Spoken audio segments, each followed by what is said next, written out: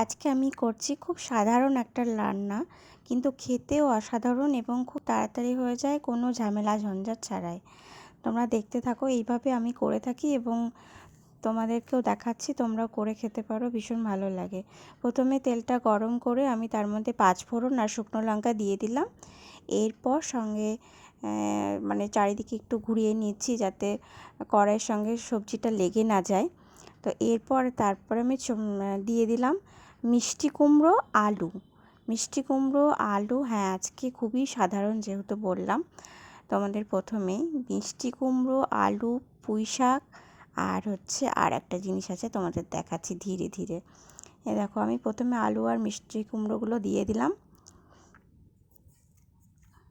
একে একে সব ছেড়ে দেব।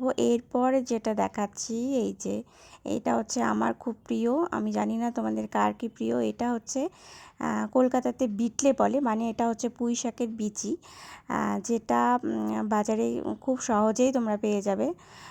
তো এইটা আমার খুব প্রিয়, মানে এইটা দিয়ে খেতে আমার ভীষণ ভালো লাগে। তো তার সঙ্গে পুঁই শাকের বিচি, পুঁই শাক আর পুঁই শাকের ডাঁটাও দিয়ে দিলাম। আর আমি যেটা করি সামান্য একটু টমেটো দিয়ে দিই। তারপরে দিয়ে দিলাম একে একে লবণ, তারপরে দিলাম তোমার হলুদ গুঁড়ো,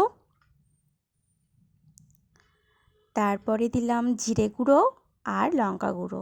এগুলো দিয়ে ভালোভাবে নাড়াচাড়া করে এবার একটা পাত্র দিয়ে আস্তে আস্তে, মানে খুব নেভো জালে এটা হবে রান্নাটা।